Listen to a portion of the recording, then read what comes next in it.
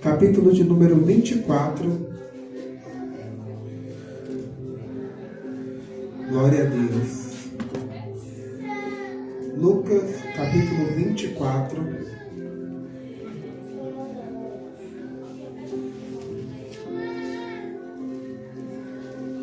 Graças a Deus. A partir do versículo de número 13.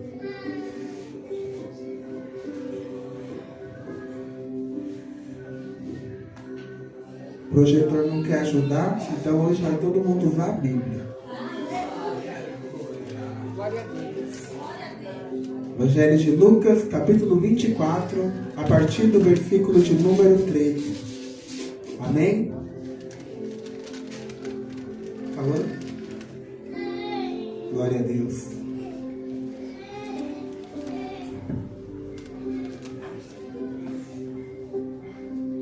Aquele que pode, em reverência à palavra do Senhor, se coloque de pé.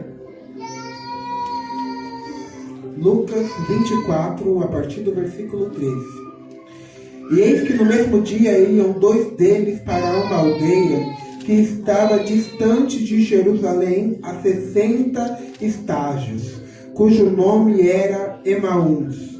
E iam falando entre si de tudo aquilo que havia acontecido. E aconteceu que, indo eles e fazendo perguntas uns aos outros, o mesmo Jesus se aproximou e ia com eles. Mas os olhos deles estavam como fechados, para que não o conhecessem. E ele lhes disse: que palavras são essas que caminhando trocais entre vocês? E por qual motivo estão tristes?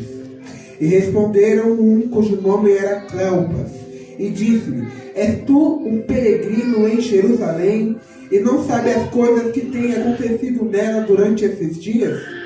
E ele lhe perguntou: quais coisas? E eles responderam: aos que acontecem a respeito de Jesus o Nazareno, que foi homem profeta, poderoso em obras e palavras diante de Deus e de todo o povo. E como os príncipes sacerdotes e os príncipes enxergaram a condenação à morte e o crucificaram. E nós esperávamos que fosse ele o que remisse Israel. Mas agora, sobre tudo isso, e já é hoje o terceiro dia desde que essas coisas aconteceram. É verdade que também algumas mulheres entre nós os maravilharam, as quais de madrugada foram ao sepulcro e não acharam o seu corpo, voltaram dizendo também que tinham visto uma visão de anjo, que disseram que ele vive. E alguns dos que estavam conosco foram ao sepulcro e chegaram a dizer como as mulheres haviam dito, porém eles não o viram. E ele lhe disse: os nécios e tardios de coração podem crer tudo o que os profetas disseram. Porventura não convia que o Cristo padecesse essas coisas e entregasse na sua glória? E começando por Moisés e por todos os profetas, explicavam-lhes o que dele se chegavam em todas as Escrituras. E chegaram à aldeia, onde iam, e eis que fizeram como que ia mais longe. E ele os constrangeram dizendo: fica conosco, porque já é tarde, e já declinou o dia. E entrou e ficou com eles. E aconteceu que, enquanto estavam à mesa, tomando o pão, o abençoou, partiu e o deu. E abriram os olhos, e o conheceram. E ele desapareceu. E disse um ao outro: porventura não ardia em nós os nossos corações, quando pelo caminho nós falávamos, e quando ele nos falava sobre as Escrituras?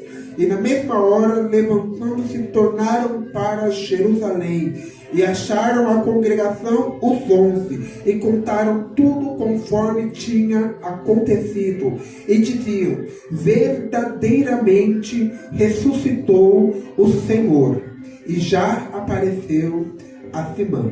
Amém? Você que pode, assente-se ao seu assento, dando glórias ao Senhor Jesus. Meus irmãos, essa palavra é super conhecida e eu não vou me tardar nela.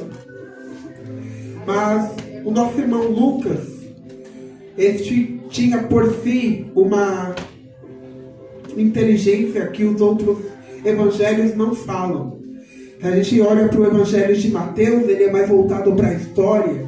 Se a gente volta para o evangelho de Marcos, ele é mais voltado no que ele ouviu que as pessoas falaram. Se a gente vai para João, o evangelho é mais voltado para o amor, para o carinho. Mas Lucas, ele é mais técnico. Lucas, como muitos conhecem, era médico. E Lucas, por ter a sua ciência, ele tinha uma técnica nas palavras que os outros evangelhos não falam. Logo, ele também se lembra de coisas que os outros evangelhos não falam. E este exemplo da ida a Emaús é uma desses acontecidos. A palavra vem dizendo que após a crucificação de Jesus, após Jesus morrer, se passar 3 dias, houve uma dispersão entre os seus seguidores. Quando falamos de Jesus, vemos que Jesus tinha com ele vários grupos.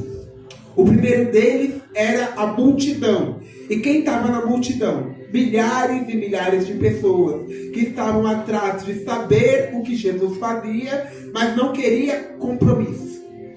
Logo após, o pessoal mais íntimo que a multidão tinha de 70 a 72, de acordo com a versão, discípulos, que já não eram mais daqueles 500. Daqueles 500, Jesus separou os 72 e os chamou de discípulos. Mas intimamente Jesus tinha 12 discípulos que foram enviados, se tornaram apóstolos. Falando de mais intimidade, Jesus tinha 3 que ele chamava de amigos. E chegando mais íntimo, Jesus tinha um que chamava de irmão, que era João.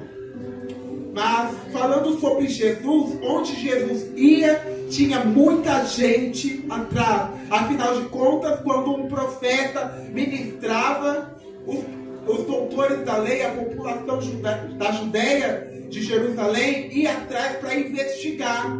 Porque era isso que o Antigo Testamento mandava. Se chegar alguém dizendo que é Cristo, os doutores da lei, os fariseus, os saduceus, vão investigar e vão ver se este é mesmo o enviado do céu, o Filho de Deus.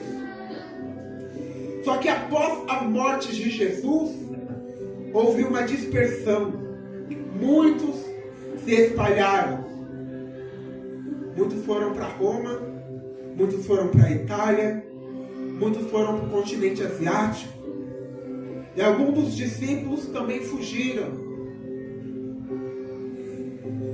E a Bíblia vai falar desses 2 discípulos aqui que fugiram, porque eles criam no Cristo que viria, mas não acreditaram que o Cristo que veio viria conforme eles queriam.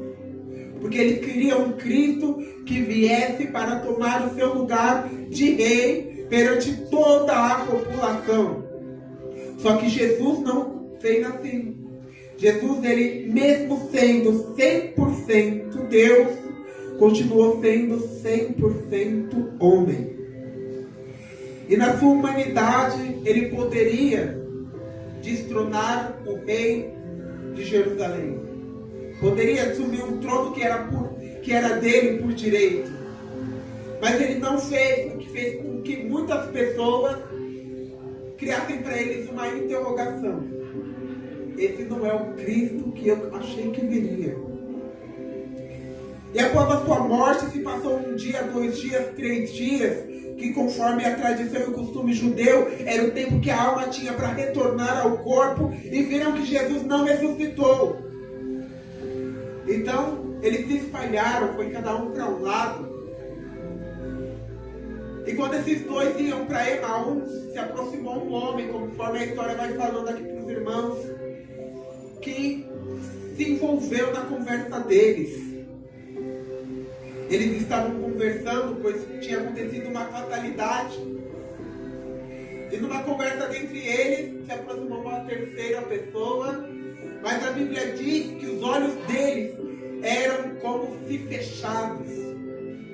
A gente acabou de ler aqui no versículo 16. Os olhos deles estavam como fechados e não o conheceram. Não reconheceram que aquele homem era o Cristo Jesus.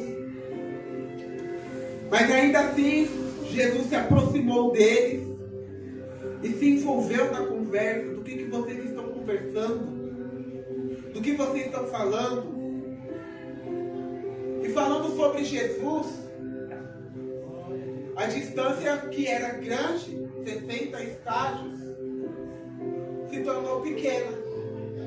Falando do que tinha acontecido, do que estava para acontecer, das expectativas dele, eles acabaram chegando em Emaús. Só que por causa da eloquência de Jesus, do fogo das suas palavras, do seu jeito de ministrar, eles se sentiram constrangidos em deixar Jesus ir embora. Pediram para Jesus se aproximar deles. Meus irmãos, por mais difícil que esteja a situação, nunca permita que Jesus vá embora. Vá você com ele, fique você com ele. Não deixe Jesus ir se você vai ficar, e não vai se Jesus vai mandar você ficar. A gente vê lá no Antigo Testamento, Moisés com o povo no deserto há mais de 40 anos. Um povo teimoso, rebelde. E Deus fala: Moisés, o seu povo se corrompeu. Agora você e Arão se afastam da congregação, porque eu vou aniquilar todo mundo. Moisés fala: Senhor, por causa do pecado de um só homem, você se ira contra todo o seu povo. Tem misericórdia de nós. E não se afaste de nós da tua presença. E agora esses dois homens veem que Jesus está indo. Jesus se fez propositalmente como quem ia seguir viagem. E falar: Senhor, fica conosco. Fica conosco. E Jesus entrou com eles. Se assentou com eles à mesa. Conforme o costume, lavaram suas mãos, lavaram seus pés. Se assentaram à mesa e foram todos comer. Entregaram aquele homem que não sabia o que era Jesus o pão e falou: agradece, parte. E quando ele parte o pão, os olhos deles se abrem, para que eles reconhecessem a Cristo. Mas quando eles reconhecem que Cristo era aquele homem que estava com ele todo esse tempo, a palavra nos diz que ele desapareceu. Que ele sumiu, seu corpo já não estava mais presente naquele lugar. E de tamanho espanto, meus irmãos, eles voltaram. Eu gosto desse texto porque de um versículo para o outro não se fala de tempo, mas se fala de prioridade. Olha aqui, no versículo 32, eles se espantaram com Jesus, falaram: não era ele que falava, nossos corações ardiam? E no versículo 33 fala que eles voltaram 60 estágios de volta para trás. Não tem distância que afasta a gente do propósito. Não existe distância que afasta a gente daquilo que Cristo reservou para nossas vidas. Quando Cristo quer, quando você se dispõe, por maior que seja a distância, por maior que sejam os passos, maior que seja o tempo, isso passa, mas Jesus permanece. Meus irmãos, essa palavra me ensina que esses homens, por mais que estivessem sobre si um status, uma posição de discípulos, eles não abandonaram a sua humanidade. Porque na sua humanidade eles tiveram medo, na sua humanidade eles creram, eles tiveram esperança, mas quando o calo apertou, o instinto humano falou: foge, vai embora. Mas Jesus sabia disso. Jesus sabia que na sua humanidade você falou: meu Deus, eu estou cansado. Jesus sabia que na sua humanidade você falou: meu Deus, eu não estou aguentando. Jesus sabia que na sua humanidade você falou: meu Deus, eu estou exausto, minha cabeça está doendo. Mas Jesus não te abandona por causa da sua humanidade. Jesus não nos abandona por causa da nossa humanidade. Sobre esses homens veio uma coisa que vem em nós todos os dias e às vezes não temos coragem para admitir. Veio a vontade de parar. Deixaram o que Jesus falou para trás e foram embora. Sobre eles veio a vontade de parar. Só que a partir do momento que eles encontram a Cristo ressuscitado, é o momento que a mente deles se abre, que os olhos deles se abrem. É o momento que eles param para quê? Para respirar. Quando a cabeça está cheia, quando muitas situações acumulam na sua vida, você não tem tempo para respirar. E é perigoso a gente fazer que nesses 2 discípulos, tomar uma atitude de cabeça quente. Quantas vezes a gente, na nossa humanidade, tomou uma atitude de cabeça quente? Algo que contradizia aquilo que Jesus esperava de nós. Mas não por isso, não por um momento de fraqueza, Jesus nos abandonou. Pelo contrário, Ele parte o pão. Quando Jesus parte o pão, os olhos deles se abrem. Eles entendem que Cristo ressuscitou, que a palavra se cumpriu. E a distância que parecia grande não é nada, porque eles voltam para Jerusalém. Não sai da onde Jesus te colocou. Se Jesus te colocou no lugar A, fica no lugar A. Se Jesus te colocou para cantar, canta. Se Jesus te colocou para evangelizar, evangelize. Se Jesus te colocou para liderar, lidere. Mas não faça o que Jesus não mandou você fazer. Permaneça no lugar. Sobre esses homens, vem uma frase que eu acho linda. Eles pararam, eles respiraram, mas eles continuaram. Quantas das vezes o problema vem sobre nossa vida, a situação aperta, a gente para, a gente respira, a gente fica bufando, mas a gente chuta o balde. A gente deixa tudo para lá. E Jesus fala, não precisa ser assim. Esse ponto final seu, para mim, é só uma vírgula. Por mais que eu não vejamos futuro na situação, a porta fechou, não quer abrir de jeito nenhum. A doença se alastrou, não quer ir embora de jeito nenhum. O que para mim, para você é um ponto final, Jesus fala, desse ponto eu faço uma vírgula, continua. Meus irmãos, nos versículos finais aqui de João, fala que Maria Madalena e outras mulheres foram ter com Jesus do túmulo dele para levar incenso, para deixar o corpo perfumado. No final diz que os discípulos correram até o túmulo por não acreditarem naquilo que Maria falou que aconteceu. E chegaram lá, não descobriram nada, não tinha corpo, não tinha anjo.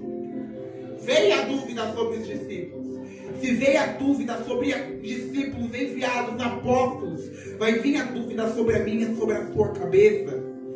Vai vir o porquê, o ponto de interrogação. Por que está desse jeito? Por que é assim? Devia ser assado. Está fazendo assim, mas se fosse eu, fazia de outro jeito. Meus irmãos, continua na reta. Lucas capítulo 9, eu tenho falado muito isso esses dias. Jesus diz que aquele que lança a mão no arado, ele não pode olhar para trás. Aquele que lança a mão no arado não olha para trás, por quê? Porque quando ele olha para trás, ele perde o foco que é a frente. O nosso ponto final, que para Jesus é uma vírgula, vem sobre as nossas vidas, querendo fazer que a gente olhe para trás. Às vezes na minha, na sua cabeça vem a vontade de recuar, e você fala com respaldo, eu vou dar um passo para trás para enxergar a situação e dar 2 para frente, mas não é assim não. Jesus fala, continua. Jesus fala: siga em frente. Josué, com todo aquele povo sobre as suas costas, à frente de um mar, sabendo que Deus podia abrir o mar, à frente do Rio Jordão, falou para o povo: temos um desafio na nossa frente. E você, eu, sem barco, sem estrutura, sem madeira, quando a gente vê um mar na nossa frente, pra gente é o quê? Um ponto final. Quando a gente vê uma parede na nossa frente, é o quê? Um ponto final. Não tem como adiantar, não tem como ir pra frente. E Deus, na sua esplendorosa ciência, falou para Josué: por que temem? Por que vocês estão com medo? Josué, levanta. Pega os líderes. Fala para os líderes ficarem de pé. Pega o sacerdote, manda o sacerdote ficar de pé. Você que é líder, você que tem sobre si uma posição que exerce função entre outras pessoas, nunca baixa a cabeça. Sempre vai ter alguém que vai estar olhando para você. 1 Coríntios diz que somos cercados por um grande número de testemunhas. As pessoas estão olhando para a gente. As pessoas olham para mim, olham para você. E se você baixar a cabeça, o que o diabo vai fazer na mesma hora, vai falar: tá vendo? Olha lá, segue a Jesus, você é crente, vai para a igreja, dizima, oferta, canta no grupo das irmãs, canta no grupo dos homens. Mas veio a parede, ela sentou. Veio a parede, ele parou. Josué, coloca todo mundo de pé. Fala pro meu filho: ó, eu não quero você parado, eu não quero ela parada, eu não quero ela olhando pro mar, pra montanha. Fala pra todo mundo fazer o quê? Diga aos meus filhos que marchem, que vá adiante. A parede na sua frente não é nada. O mar na sua frente não é nada. O problema não é nada. Quando a gente segue a Jesus e cumpre os princípios que Ele estabeleceu sobre as nossas vidas, qualquer ponto final vira vírgula.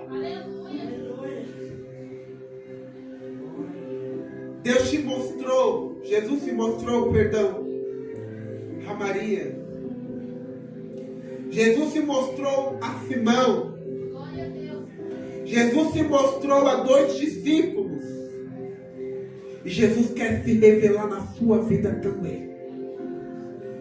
Mas para que você veja, contemple a Jesus, o que é necessário. Aqui no versículo 13 que acabamos de ler, que os olhos sejam abertos. Os olhos estavam como fechados. Aí no fim do texto, ao partir o pão, seus olhos se abriram. Quando você tirar os seus olhos do problema e olhar para Cristo, não vai ter problema.